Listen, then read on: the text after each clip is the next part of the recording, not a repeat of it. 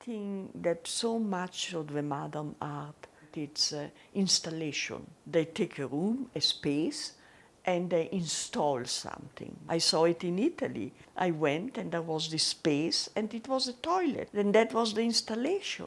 Well, I thought to myself, he can go right down the toilet. I'm not interested.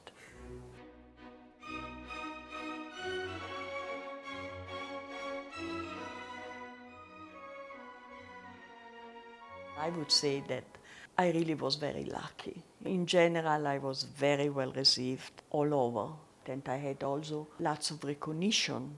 Of course, in Europe was always a big success. For instance, when I had a show in Bolzano, it's a city where I grew up. The first year during the war, my mother sent us to a convent where there were nuns teaching us.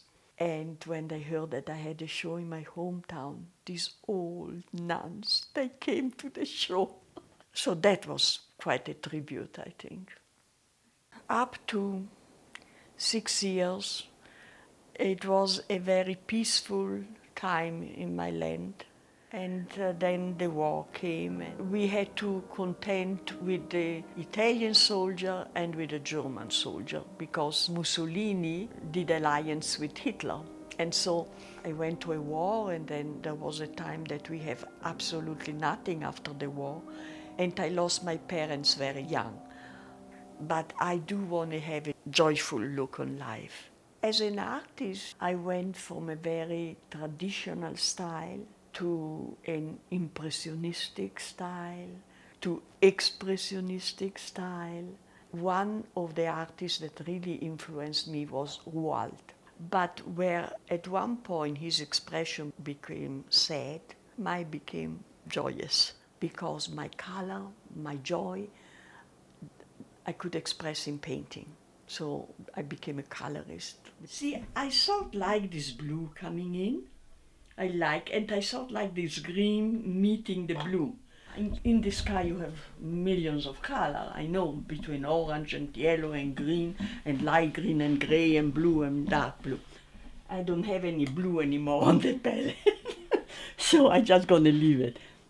Of course, life has the drama too, and the sad side. That's when I use the woodcut. For instance, when there was in Beijing Tiananmen Square and the revolt and that, I painted a big woodcut of that. And they all can tell a story. So many people always tell me, you are a storyteller. Everything that I do has a story. And this too has a story. So the mascherine veneziane, the Italian masks, are the only one that look at you. And the mascherine invite you, come, enjoy life, celebrate the spirit and dance. And there it is.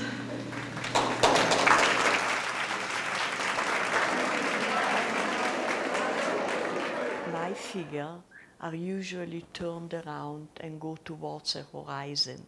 If I look at you, I'm static. I'm sitting, I'm looking. But if you turn the figure around, the moment you do that, you create a movement towards a horizon, towards something.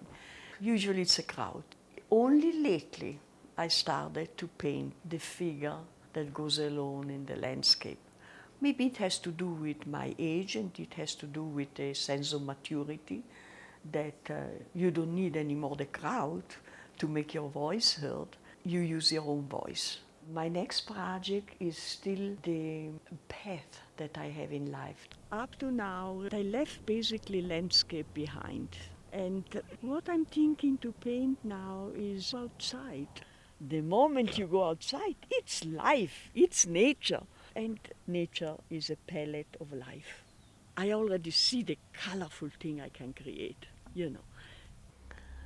I think every person should be an artist, honestly, because it's such a big thing in your life. It shapes your life, it shapes your mind, your heart, your philosophy. With art, you actually start seeing things, not just looking, but seeing things.